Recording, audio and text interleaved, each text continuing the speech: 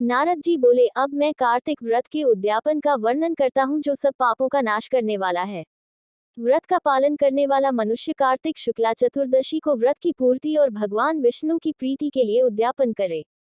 तुलसी के ऊपर एक सुंदर मंडप बनवावे, उसे केले के खंभों से संयुक्त करके नाना प्रकार की धातुओं से उसकी विचित्र शोभा बढ़ावे। मंडप के चारों ओर दीपकों की श्रेणी सुंदर ढंग से सजाकर रखे। उस मंडप में सुंदर बंधनवारों से सुशोभित 4 दरवाजे बनावे और उन्हें फूलों से तथा चंवर से सुसज्जित करे। द्वारों पर पृथक पृथक मिट्टी के द्वारपाल बनाकर उनकी पूजा करे। उनके नाम इस प्रकार हैं: जय, विजय, चंड, प्रचंड, नंद, सुनंद, कुमुद और कुमुदाक्ष।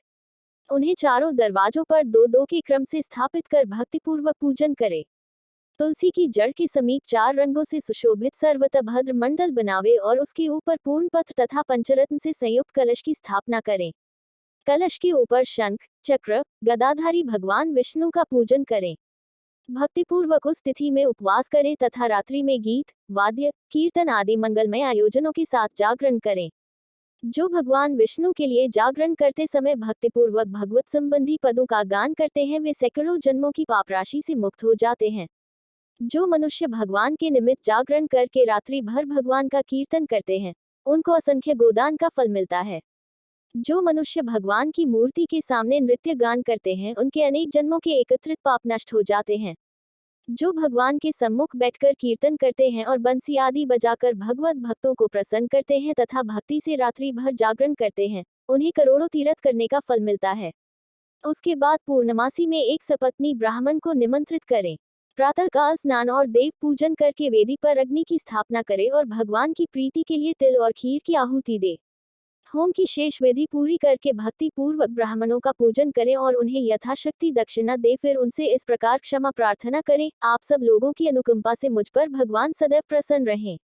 इस व्रत को करने से मेरे 7 जन्मों के किए हुए पाप नष्ट हो जाएं और मेरी संतान चिरंजीवी हो।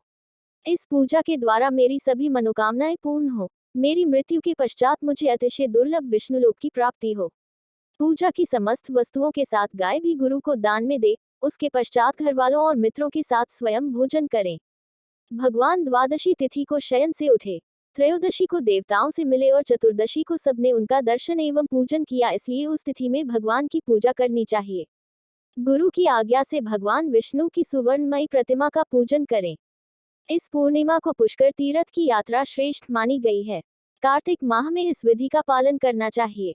जो इस प्रकार कार्तिक के व्रत का पालन करते हैं, वे धन्य और पूजनीय हैं, उन्हें उत्तम फल की प्राप्ति होती है।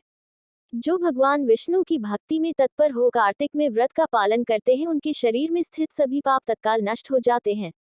जो श्रद्धापूर्वक कार्तिक के उद्यापन का महात्म्य सुनता या सुनाता है, वह भगवान विष्णु का सायुज्य प्राप्त करता है।